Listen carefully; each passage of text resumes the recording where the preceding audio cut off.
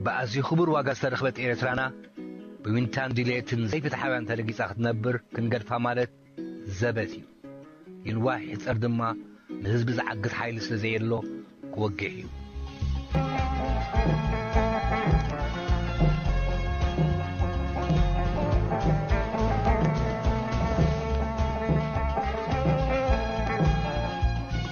معرف عسر سلستي وداي إيرترا بحافشاو بايتو حبرات هاقرات مسوات عبد القادر كبيري كساب مسوات كبيري زنبرا كونتات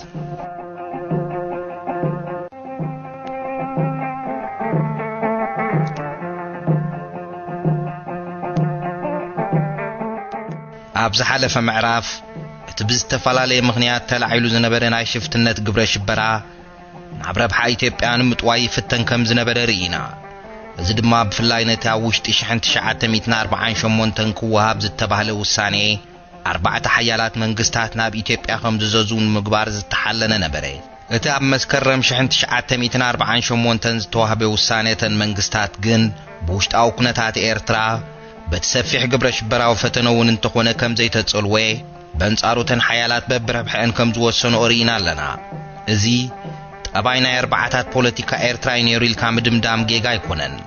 مغنياتو إيرتراوين أبحات حدوم زبولون تبولون زغبورون تغبورون عبت جيزي توسنت مساعد لهم نساتو ما ينبورون وتوم حيالات نايت جيزي نناول كارايو من وطناتو من زسالت انزقالات فن مزخوون ترايو نحادو وينت خالق بوليتيكاو زنبالخم جيزيو مسارح زتقاملو زنبورو نعرا يا حزب إيرترا عاتب كاناي مغمغام وي كم حدا نفسو زخال حيل غير كاناي مقصار أنفت أي نبورو من كاسنا بلنا نايت اوان بوليتيكاو نتفتات إيرتراويان بزقصله 20 و 30 عامتات مبار عبت اوانوس حيل انتسمعنتن كم زي نبورو خنرئينا بزخونه بمسرت تقدموا منغوم زتغبر سممع 4 حيالات بزعبا مصاعد الإيرترا صوماليان ليبيان بحد وساني مبصح مسانو اتقوداينا بايتو حبرات هاقرات تمحلالفه ازي خيدون قوي تتكبيرو بزدما اتزقيلو زسنحي نتفتات نايتنا بإيرترا زنبرا سلفتات كنقاقاح جمري اتقوداي عبت بايتو بخمي كمز جمري مزراب ندحري تاسنحنا مجمرتا بإيرترا نزفوترو هواهو نرئي ددحريت وساني 4 حيالات زتوهبو اللقوان زنبرا سامنتات عب إيرترا زتفتسمع عبيتو قدايات نيرو كبهالا يكالن من البات اب مودا تقم تنز صعب ورح دارن شحنت شعات 148 ببريزيدنت الرابطة السيد بكري المرقان زتوسده تغلابات مرغزي قرب ازاري بونيريو ازدما مرحتا الرابطة انا هيمانوتاو نولقاون طقم منبر نطقم حزب إيرترا زسرح يكونن بمبال بكري المرقانن قال خليفاتات صعبتو منت ببريزيدنتነት زمرحو زنبرو محبر قديفوم نعم محبر حبرت كمز تتصنبرو خام مقلاصوم تلعلي نز محبر حبرت يكون منغستي إثيوبيا كم عبعوت كوان تقصرو بكري المرقان جن ورحقوا خيصنحو بايز تغبر نغرات بحرقان مسغليوم ناي كرندق محبري زاكل ينبر بخاله منغد يكونن ابتناي مجمرتا محبر يقويم زلخو كبلونا برابيط اخمز تمولسو فلطو ناي بكري المرقانن صعبتو من مغلبات حدش وي برقي نبرن نايز اوانات زغازيطاتات بتماساسالي مسحاب كاب حدا سلفن مئتاونا بتانصارون زتملأ خوينون رغبو ناي المرقان جن ناي حدا العلواي مرح سلازنبري نغيزيو زاربي بمسرتو اتخوم زخونلو زنبره مخنيات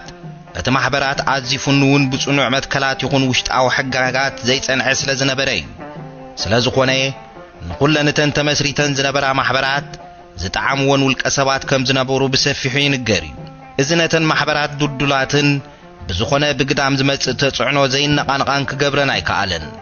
كم تابز حلف معراف زتغلص خا بفلاي محبر إيرتران إيرتراويان بغبره شبرات سناخل تنقافيت محبر كم تخون زغبرا ازمد خامن زي متنكارنا يتسور محبر زنبره ترى ابال كم زنبره ايطراطرن بزح غيزي اتترى ابال سبن بعار متكل وي علامات تختيلو يكوننا محبر زاتو زنبره كمز سلازخونه ግብረ ሽበራ ኢትዮጵያን አብቶም ላይ ናጽነት ዝምባለሉም ዝባሃሉ ተሰማዓት ሰባት ኮተኩር ጀመረ ነዚህ መስል ሐሳብ መቸም መራህንተ ዘየለ ሰዓባይ ኩሉኒ ካብ ዝብል ሞጎት ይብገስ አቀድማ ቢሉ ካብ 1946 ኣብ ከም ወልደ ማርያም ሓሰን ዓሊ ብርሃኑ ኣሕመዲን ዝኣመሰሉ መራሕቲ ናጽነት ናይ ቅትለት ፈተነ ይካየድ ከም ዝነበረ ርኢና። መብዛሕትኡ ግን ሞት ዘብጽሐ ነበረን። ሓደ ሞት ዘስዓበ ናይ ሽፍትነት ፈተነ ኣብ ልዕሊ ምስሌነ ጽልማ ዝነበሩ ብላታ ካሕሳይ ማሉ ብ12 ለካቲት 1949 ዝተወስደ ስጉምቲ ነበረ። ካሕሳይ ማሉ ካብ ደገፍትን መራሕትን ኤርትራውያን እዮም ነይሮም። ኣብ ልዕሊ እዚ ግን ምስሌነነት ጽልማ ምስ ተሓደጉ ስድራ ቤታት እውን ምጉትን ባእስን ነይርዎም እዩ። በዚ ዝተባህለ ዕለት ካሕሳይ ማሉ ኣብ መጋባኣ ዓዲ ገዳ ውዒሎም ንዓዶም ደቁ ጽንዓ ክምለሱ እንከለዉ ኣድብዮም ዝጸንሑ ሰብረት ተኪሶም ብኡንብኡ ቀተልዎም። ምኽንያት መቕተሊኦም ዝዳሕረዋ ይኹን እቲ ፖለቲካዊ መርገጺኦም ግን ብንጹርን ብጭቡጥን ዝፍለጥ የለን። ኩነታት ከምዚ ኢሉ እንከሎ እዩ ጉዳይ ኤርትራ፣ ሊብያን ሶማልን ናብ ሓፈሻዊ ባይቶ ሕቡራት ሃገራት ዝሓለፈ። ፖለቲካዊ ኮሚቴ ናይ ዝባይቶ ድማ ብፍላይ ነቲ ጉዳይ ትርኢ ንኡስ ኮሚቴ ኣቆመሞ እቲ ክዝሕል ጀሚሩ ዝነበረ ፖለቲካዊ ንጥፈታት ኤርትራ ናይ ምብርባር ኣንፈታት ኣርኣየ። ማሕበር ሕብረት ብሪጣንያ ካብ ኤርትራ እንተወፂኣ ሕንፍሽፍሽ ከኣትወና እሞ እንታይ ከም ዝሓይሽ ንላዘብ ዝብል ናይ ኣራቢጣ ዘቕንዐን ናብ ሕብረት ገጹ ንኽዝምብል ዝዕድምን ሓሳባት ኣቕረበ። ኣራቢጣ ግን ሓፈሻዊ ኣኼባ ብምጽዋዕ ምስ ኢትዮጵያ ዝኾነ ርክብ ከም ዘይደሊ ዘነጽር ውሳኔን ጽሑፋትን ኣውፅአ ጥራይ ዘይኮነ ኢትዮጵያ ንኤርትራ ከተመሓድር ሲትረፍ ንርእሳ ኣብ ትሕቲ ሞግዚትነት ክትኣቱ ከም ዘድልያ ክበርህ ኣለዎ በለ። ኤርትራን ኤርትራውያን ድማ ናብ ሕቡራት ሃገራት ዝለኣኽ ናጽነት ዝጠልብ ሰነድ ንምድላው ተነጣጠፈ። ብፍላይ ኣራቢጣ ጉዳይ ኤርትራ ኣብ ዝዝረበሉ መራሕቲ ማሕበር ኣብኡ ብኣካል ተረኺቦም ጉዳዮም ንኸቕርቡ ብጥብቂ ሓተተ። እዛ ኣብ ጥርን ረካቲትን 1949 እዩ ዝኾነ። ወታደራዊ ምምሕዳር ኤርትራ ነዚ ሕቶ ይደገፎን። ኣብ መጋቢት 1949 እቲ ናይ ሕቡራት ሃገራት ፖለቲካዊ ኮሚቴ ወከልቲ ፖለቲካዊ ማሕበራት ኤርትራ ናብ ሌክ ሳክሰስ ከይዶም ድምፆም ንኸስምዑ ምስ ዓደመ እሞ ኸኣ እቲ ምምሕዳር ፍጹም ተቖጥዐን ንኸታርፎም እውን ጸዓረን። ዝተቖጥዓሉ ምኽንያት ጉዳይ ኤርትራን ርእይቶተን ማሕበራትን ድሮ ብመርማሪት ኮሚሽን 4 ሓያላት ተጸኒዑ ክነሱ ካልኣይ መጽናዕቲ እንታይ ኣድለየ ካብ ዝብል ናቱ ስምዒት ነበረ። ብፍላይ እታ ኮሚቴ ነቶም ወከልትን ዝጸዋዓትሉ ኣገባብን ንዖም ንምጽዋዕ ዝተጠቕመትሉ መምዘንን እቲ ምምሕዳር ነቐፎ። እዚ ምምሕዳር እዚ ከይተሓተተ ዝኾነ ወካልየ ንዝበለ ሰብ ወይ ጉጅለ ብቑዕ ኢልካ ዕድመ ምልኣኽ ግቡእ ኣይኮነን ድማ በለ። እቲ ፖለቲካዊ ኮሚቴ ነዚ ተቃውሞ እዚ ኣይሰምዐን፣ ዕድሚኡ እውን ሰደደ። በዚ መሰረት ከዓ መራሒ ኣራቢጣ ኣቶ ኢብራሂም ሱልጣን ራብዓይ ርእሶም ማለት ብዓብደልቃድር ከቢሬ፣ መሐመድ ዑስማን ሓያትን ሓጂ ኢብራሂም ማሕሙድን ተሰንዮም ንሌክ ሳክሰስ ክብገሱ ከም ዝተዳለዉ ብ25 መጋቢት 1949 ኣፍለጡ። እዚ ንኹሉ ነቲ ምምሕዳር እውን ከይተረፈ ሓድሽ ነገር ኮነ። እቶም ወከልቲ ኣብኡ ኸይዶም ዘፍርይዎ ነገር ክህሉ ይኮነን ብምባል ድማ እቲ ምምሕዳር ነቲ ሓሳብ ኣናሸዎ። ካብዚ ሓሊፉ ክኽልክሎም እውን ደልዩ ነይሩ እዩ። ከልካላይ ኮይኑ ክርከብ ስለ ዘይደለየ ግን ኣብቲ ሼኽ ኢብራሂም ብዛዕባ መገሸኦም ዝገለጹሉ ዕለት ሜዘን ዝበሃል ዝነበረ ፖለቲካዊ ኣማኻሪ ናይቲ ምምሕዳር ነቲ ጉዕዞኦም ኣብ ካይሮ ከም ዝኹለፍ ክገብር ፈተነ። ኣብ ግብፂ ናብ ዝነበሩ ኣሕልቑ ብምጽሓፍ ድማ ሼኽ ኢብራሂምን ብጾቶምን ቋንቋ እንግሊዝ ዘይዛረቡ ብፖለቲካውን ማሕበራውን መዳያት እውን ዘይበሰሉ እዮም ድሕሪ ምባል ካብ ኤርትራ ወፂኦም ስለ ዘይፈልጡ ኣብ ካይሮ 2 ወይ 3 ቅነን ተጸኒሖም ክዓግቡ እዮም ዝብል ወስኸሞ ካብ ካይሮ ንኣሜሪካ ቪዛ ንኸይወሃቦም ተላበወ። እቲ ምምሕዳር ከምቲ ዝደለዮ ክኾነሉ ስለ ዘይከኣለ ግን ወከልታ ኣራቢጣ ከም ጠለቦም ናብ ሌክ ሳክሰስ ክኸዱ ተፈቕደሎም እሞ ምድላዋቶም ገበሩ። ኣብቲ ክብገሱሉ ዝተሓስበ ወርሒ ማለት ኣብ ዕለተ ሰንበት 27 መጋቢት ምሸት ግን ዓብደልቃድር ከቢረ ሓደጋ ጓነፎም። ብዙሓት ከም ዝገለጽዎ ከም ልማዶም ምስ ገለ ብጾቶም ኣብታ ኣብ ቪያ ካላርያ ሎሚ ብጎደና ስራየ ዝፍለጥ ዝነበረት ቤት ሻሂ መሐመድ ኣበራ ሓጎስ ኣምስዮም ንገዝኦም ንኽኸዱ ጽርግያ ስግርበሉ። እቲ ቤት ሻሂ ሎሚ ብስም ቤት ምግቢ ሉል ቀይሕ ባህሪ ዝፍለጥ ዘሎ እዩ። ሰጊሮም ማርቻ ፔዲ ሒዞም ቁሩብ ምስ ሰጎሙ ብድሕሪኦም ዝመጽ ዕጡቕ ሽጉጥ ተኪሱ ወቂዕዎም ሃደመ። ከቢረ ኣብ ጎደና ስራየ أمتو نايتا مونغو قصر 41-43 كساب حجون زلا قرد تسبابنا حمد سرقيا ودعو بغزبت سلزي عرفو ناب هوسبيتال توسدو 48 ساعات بهيوتهم دحر مصنح دما ب29 مقابيت 1949 عرفو نصبحيتو 30 مقابيت دما بعب عجبان سلاماو سلفن تقبرو كبيرة مستهارمو بوليس نابت صحفة محبر عندنت بمئتاو فتشا كايدو عنصار إيطالياويان زقنعن نكولونيل نجا هايل سلاسين تحقاقازي تقولا قبر مدهنن كغسس زخيلن سنداتن مرتعوتاتن دما رخبو قداي كبيرا أتححزون بريطانيا من محدار إيرتران تابت صحفة عندنت زتتحز سندات زقميلو يمرميروون نابل علوت أزوستم محلالفوون تقلاتيفو قبر سلاسي غارزان هابتو مرعيان نزتباهلو مرحة عندنت قوى آسيرون تنبري نتزترفي أبت سند زرخبو مرتعوتات جن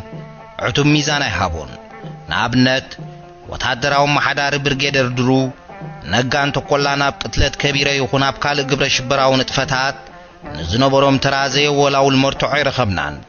عما تحبريتها تراوي زلنا كبل بخلتي ميازي أفليتون يري زدما قنات سندات بزرزر كي تمرمرن كي تسأنعن كله مخاني اتبسلستو قنبوت 1949 مالت زيادة ورحي كابز ركب تترجمونا منستر قدايات وطا انجليز إرنست بيفنز تلاخ سندات جن وهو الحبريت هذا حزن بري احتر أبيلنا ببحاد نمرمرو اتقدماينا عندنا سند بعسران 4 تقمتي 1948 بقوانقوا طليان زتتصحف خوينو بت محبر زتندفي حد سفيح وطني زرزر نعمن كم زتتصحفي ويمن كم صحفو زحبر فيرما وي سم غن اينبرون اتوطن مجمرتا بزعبا مقام ጨናፍራት محبر عب ኤርትራን بخمي كسفحفح كم زدلن كمون زتشغرو አባላት ኩዋሃብ بزعبا ዝካል حاجزن ካለ ደገፍን ድሕር ምዝርዛር ናብት زياده ዘገድ ስራሓቱ يدهب ካብዚ اتققندو بخمز السعب كصمق يكال ببጊዜው ነቶም አንጻር ጸላይ አድላይ ተግባራት ዝፍጽሙ ሰባት ሞሳዊ ክፍሊት መሃብ ንሓለፍትን ኢጣልያውያን ፖለቲካው መራሕትን ማሕበር ሻራ ኢጣልያ ምቅንጻል ኣብኡን ዘገልግሉ ሰራሕተኛታት ጉቦ በመሃብ ናይ ጸላይ ሰነዳት ምስራቅ ኣብ መምሕዳር ወይ ኣብተን ሰልፍታት ካብ መምሕዳር ዝሰርሑ ሰባት ሰለይቲ ምምልማል ኣብ ካልኦት ሰልፍታት ንዘለው መንእሰያት ብምሕባል ናባና ምስሓቦም ብረት ናሽቱን ዓበይትን ከም ዝህልወና ምግባር ብፍላይ በኢጣልያውያን ዝምራሕ ህዝባውን ዓብ ተላዒሉ ዘይፍትሓው ነገራት መታን ከይፍጸም ምድላዋት ምግባር እዚ ኩሉ ንኽፍጸምን ሓርነትናን ሕብረት ምስ ኢትዮጵያ ንኽንሰርሕን ምድብ ወርሓዊ ክፍሊት ክግበረልና ንእግረ መንገዱ እዚ ሰነድ እዚ ነተሓሳስባን ኣገባብ ኣሰራርሓን ማሕበር አንድነት ዘነጽር ብምዃኑ ኣዝዩ ኣገዳሲ እዩ ካብዝውን ማሕበር አንድነት ብፍላይ ምእንቲ ሕብረት ምስ ኢትዮጵያ ግብረ ሽበራው ስራሓት ንምክያድ ዝቆመ ከም ዝነበረን ብላዕሊ በማሕበር ሕብረትን መንግስቲ ኢትዮጵያን ይድገፍን ይምወልን ከም ዝነበረን ብዘይወላውል ንግንዘብ እቲ ዝተረኽበ ካልኣይ ሰነድ ኣብ ፍሉይ ግብረ ሽበራው ተልእኾ ብዛዕባ ዘተኮረ ጉዳይ ይዛረብ እዚ ب15 መጋቢት 1949 ብቋንቋ ትግርኛ ዝተጻሕፈ ኮይኑ ኣብ ክንዲ ሕብረት ዝብል እንተዘይኮይኑ ካልእ ናይ ለኣኺ ስም ወይ ሓበሬታ ይህብን ናብ ኩብራትን እሙናትን ኣዕሩኽ ሕብረት ዝተሰደደ ኮይኑ ድማ መዓልቲ ሕብረት ማለት መጋቢት ተቃረብ ከም ዝነበረት ድሕሪ ምግላጽ በቀጥታ ናብ ጉዳይ ይኣቱ بخفيل دمانز السعب يبل مرحي الرابطة الإسلامية إبراهيم سلطان عبكرن ينبر عزوتي روخ أنا بسمران مصوعني جيش بإنجليزي حجزيو يكون مبر نحنا صنعاتنا بخمي جبر ملسي كمن نهب نفلت علامنا نمجبات كامس موت ونخنقت امدلواتنا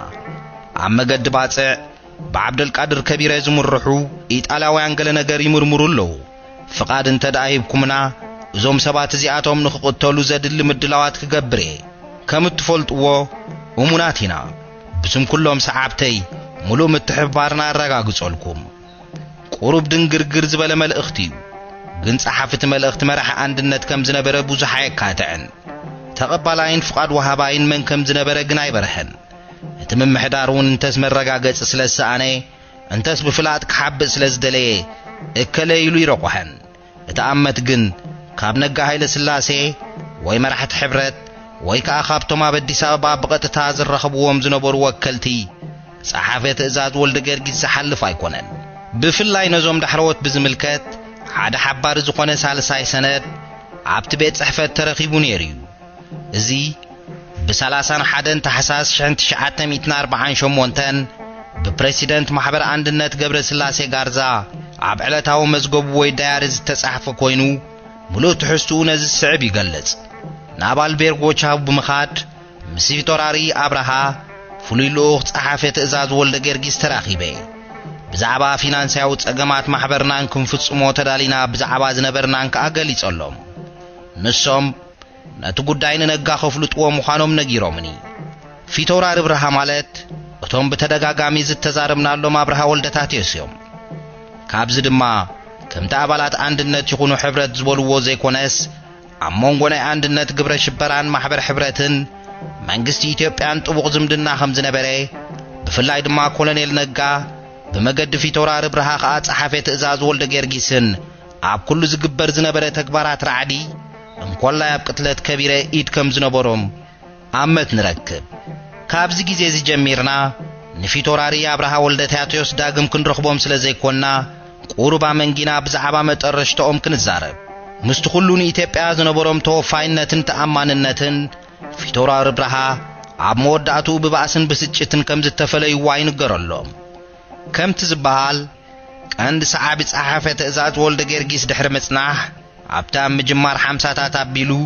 ኣብ ቤተ መንግስቲ ሃይለ ስላሴ ዝተኸሰተ ኣብ መንጎ እቲ ጸሓፌ ትእዛዝን ብደቂ ሃብተ ወልድ ዝፍለጡ ሰለስተ ኣሕዋት ማለት ድማ መኮነን ኣካለ ወልድን ኣኽሊሉን ዝተለዓለ ናይ ስልጣን ውድድር ፊታውራሪ ኣብርሃ ወገን ቀይሮም ምስቶም ኣሕዋት ተጸጉዑ። ኣብ ልዕሊ እዚ ኣቐዲሞም ምስቲ ኣብ ኤርትራ ዝነበረ ወኪል ኢትዮጵያ ማለት ድማ ምስ ነጋ ሃይለ ስላሴ ተባኢሶም ስለ ዝነበሩ ካብ ሃፀይ ሃይለ ስላሴ እውን ርሒቆም ነይሮም እዮም። እዚ ኩሉ ተደማሚሩ ንፊታውራሪ ኣብርሃ ካብ ስልጣን ኢትዮጵያ ነጸሎም። ኣብ ምጅማር 50ታት እቶም ፊታውራሪ ንሽዋ ገዲፎም ኤርትራ ብምእታው ኣብ ዓዶም ዓዲ ጉሮቶ ሰራይ ሰፈሩ። ካብኡ ዳርጋ ከይወጹን ከይተሓጎሱን ከዓ ክሳብ መወዳእታ ህይወቶም ብሓውሲ ማሒር ጸንሑ። ናብታ መንጊናዮ ዝጸናሕና ንመለስ። ካብቲ ኩሉ ኣብ ቅድሚኦም ዝነበረ መርትዖታት ተበጊሱ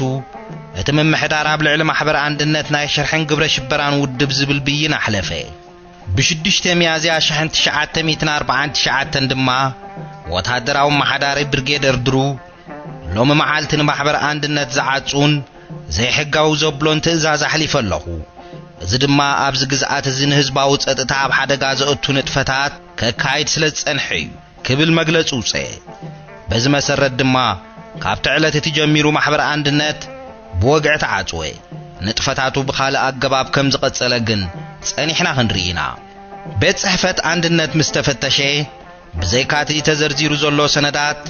ኣብ ኢድቶም ሽዑ ዝተኣስሩ መራሕቲ ማሕበር ሕብረት ማለት ገብረ ስላሴ ጋርዛን ሃብቶም ኣርኣያን 9 ጎዘሞ 50 ጎራደን 20 ፋስን ተረኽበ።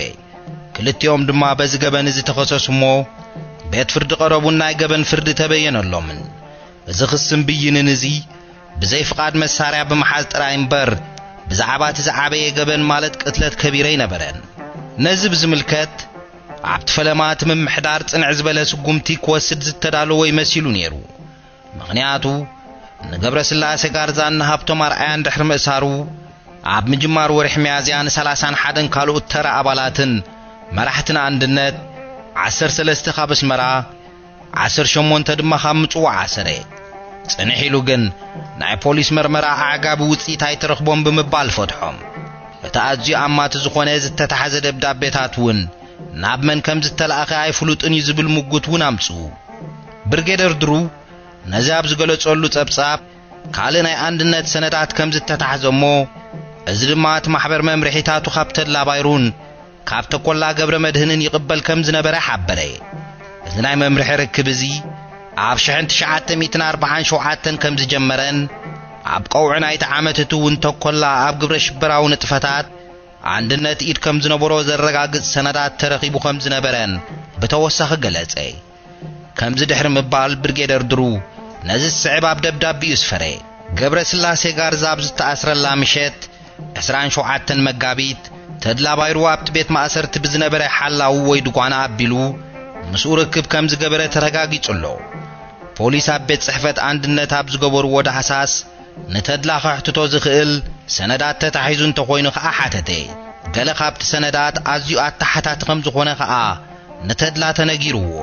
ካብዚ ተበጊሱ ብርጌደር ድሩ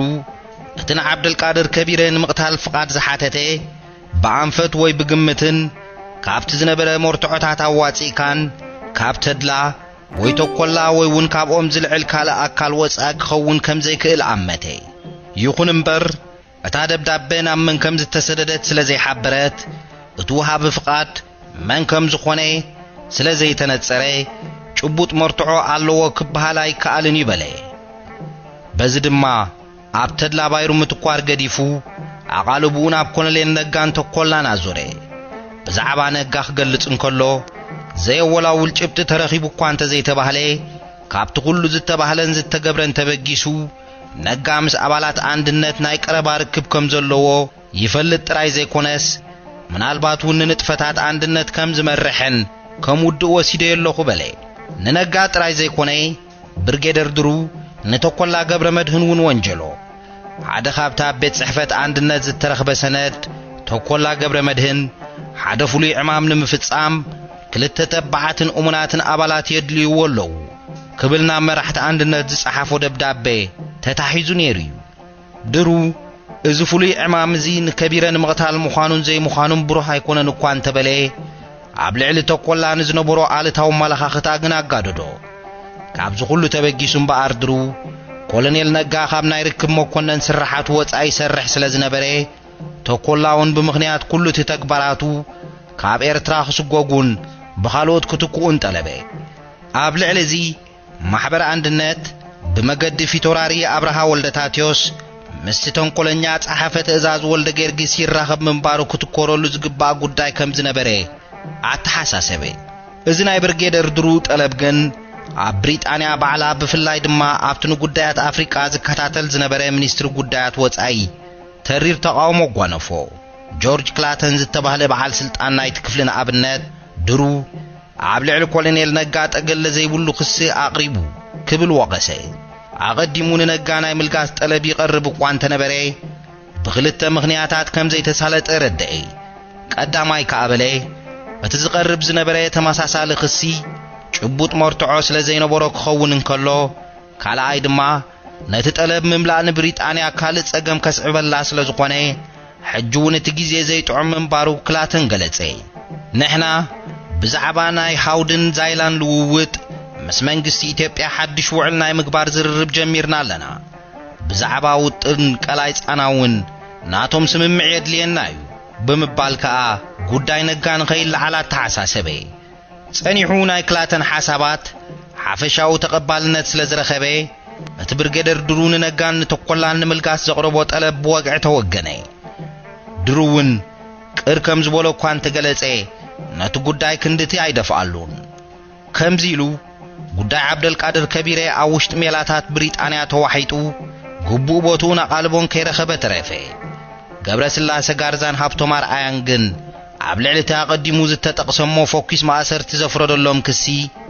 ህውከት ብምልዕዓልን ናይ ፖሊስ ተኣማንነት ንኸጉድሉ ብምፍታንን ዳግም ተኸሰሱ ድሕሪ ተሪር ክልተ ኢጣልያውያን ጠበቓታት ኣብ ክንዲ ክሱሳት ዝመጎትሉ መስርሕ ድማ ገብረ ስላሴ ጋርዛ ብ15 ሃብቶም ኣርኣያ ድማ ብ10 ዓመት እስራት ንኽቕጽዑ ተፈርደ ነቲ መቕጻዕቲ እኳ ኣይወድእዎን ጸኒሖም ነጻ ተለቒቖም እዮም ቀታሊ ዓብደልቃድር ከቢሮ እውን ኣይተታሕዘን ገብረ መድህን ኣብርሃ ዝተባህለ ፍሉጥ ትግራዋይ ኣባል አንድነት ከም ዝነበረ ሰነዳት ብሪጣንያ ይሕብሩ ድሕሪ ትገበን ዓድዋ ብምህዳም ብቓልዕ ቀታሊ ከቢረ ንሱ ምባሩ ይጀሃር ከም ዝነበረ እውን ኣመሓደርቲ ኤርትራ ይፈልጡ ነይሮም እዮም ብተደጋጋሚ ናብ ኤርትራ ንኽምለስ ዘድሊ ስጉምቲ ክንወስድ ኢና ይብሉ እኳ እንተነበሩ ግን እንተሳበርቲዖም ስለ ዘይፈተኑ እንተስ ስለ ዘይደለዩ እንተስ ስለ ዘይሰለጦም ንገብረ መድህን ኣብርሃ ይመለስዎን ኣብ ፍርዲ እውን ኣይቀረበን ከምዚ ኢሉ መቕተልቲ ዓብደልቃድር ከቢረ ብዕቦጦ ተገላቢቡ ሓለፈ ኣብ ታሪኽ ናጽነታዊ ቃልሲ ህዝቢ ኤርትራ ግን ሓደ ዓቢ ቦታ ሓዘ መስዋዕቲ ከቢረ ፖለቲካ ኤርትራ ዝረአዮ ናይ መጀመርታ ናይ ዕላማ ቅትለትን ናይ ዕላማ መስዋዕትን ስለ ዝነበረ ከም ነጥ በመቀይሮ ክንሪኦ ንኽእል ኣብ መንጎ ሕብረትና ጽነትን ዝነበረ ምፍጣት ናይ ሞትን ሕየትን ቃልሲ እውን ከም ዝነበረ እዚ ፍጻሜ እዚ ጉልሕ መረጋገጽ ኾነ ነዚ ስለ ዝተረድአ ይኸውን እቲ ምምሕዳር እውን ብዛዕባ ሞት ከቢረ ክዛረብ እንከሎ ብፖለቲካዊ ምኽንያት ምቕታል ደጊም ኣብ መዝገብ ታሪኽ ኤርትራ ቦትኡ ሒዙ ክብል ጸብጻቡ ዘቕረበ ብሓጺሩ መስዋዕቲ ከቢረ ሽዑ ኣብቲ ብውዕዩ ጎሊሑ ዝረአ ፖለቲካዊ ለውጢ የምጽአን ንመጻኢ ዝኣመተ ዓሚቕ ትርጉሙ ግን ካብ ናይቲ ግዜ ሰባት እውን ዝተኸወለ ይነበረን ካብ ዝዓርፉ ኣብ መበል 40 መዓልቶም ኣብ ሲነማ ኢምፔሮ ሓደ ዓቢ ናይ ዝኽሪ ኣኼባ ተኻየደሎም ኣብዚ መራሕቲ ኣራቢጣ ኤርትራን ኤርትራውያን ናይ ጣልያውያን ማሕበራት ከምኡውን እንግሊዛውያን ሰበስልጣን ምምሕዳርን ዝተረኽቡሉ ኣኼባ እዚ ታሪኽ ህይወት ከቢረ ብሰፊሑ ተዘርዘረ ሞዮምን ዕቤቶም እውን ተነግረሎም ካብዚ ኩሉ እቲ ዝያዳ ትርጉም ዝሃበን ኣብ ጋዜጣታት ዝተዘርግሐን ኣቶ ወልደኣብ ዝሃብዎ ቃል ነበረ ብሓጺሩ ነዚ ስዕብ ተዛረቡ እዚ ሎሚ ኣብዚ ተኣኪቡ ዘሎ ክቡር ህዝቢ ንኽቡር ሼኽ ዓብደልቃድር ከቢረ ኤርትራው ክዝክር እምበር ንሼኽ ዓብደልቃድር ከቢረ ፖለቲካዊ ጥራይ ክዝክር ኢሉ ይኮነን ከምኡውን ነቦ ዓብ ስድራ ክዝክር እምበር ንመራሒ ኣራቢጣ እስላምያ ክዝክር ኢሉ ይኮነን እዚ በዓል እዚ ንኽቡርን ንፉዑን ሓውና ኤርትራው ንምዝካር ተገብረ በዓል ካብ ዝኸውን በዛ ሎሚ ኣብ መንጎ ኤርትራውያን ኣብ መንጎ ክርስቲያንን እስላምን ምፍልላይ ክረአ ኾቶ ይምተገበአን ቀጺሎም ኣቶ ወልደኣብ ብቕትለት ከቢረ ዝረብሕ ወይ ዝዕወት ኮይኑ ዝስምዖ ሰብ ጉጉይ ምንባሩ ሓበሩ እሞ በዚ ስዕብ ታሪኻዊ ዘረባ ደምደሙ ናይ ሰብ ዕላማን ሓሳብን ቁንዑን ጽቡቕን እንተደኣ ኮይኑ ከቶ ክቕተል ዘይክእል እዩ ሓሳብ ሰብ ኣኽናፍ ኣለዎ ቀላጽም ከኣለዎ እሞ ባዕሉ ክቃለስን ክስዕርን ዝኽእል እዩ ሼኽ ዓብደልቃድር ከቢረ እቲ ሓሳቦምን ዕላማኦምን ንዓና ሓዲጎምልና ሓሊፎም ኣለዉ ንሕና ድማ ኣብ ትዕውት መፈጸምቱ ክነብጽሖ ዝግባአና እዩ ብሕመቕና እንተሰነፍና ግና ናይ ሼኽ ዓብደልቃድር ከቢረ ሓሳብን ዕላማን ቀተልቲ ኮይንና ንርከብ ከም ዘይሞቱ ንምግላጽ እምበኣር ነቲ ንሶም ዝገደፉልና ዕላማን ሓሳብን ኣብቲ ናይ ዓወት መፈጸምቱ ክነብጽሖ ንጋደል ንሱ ድማ ንኤርትራ ሙሉእን ቁልጡፍን ሓርነትን ዕቤትን ምውሃብ እዩ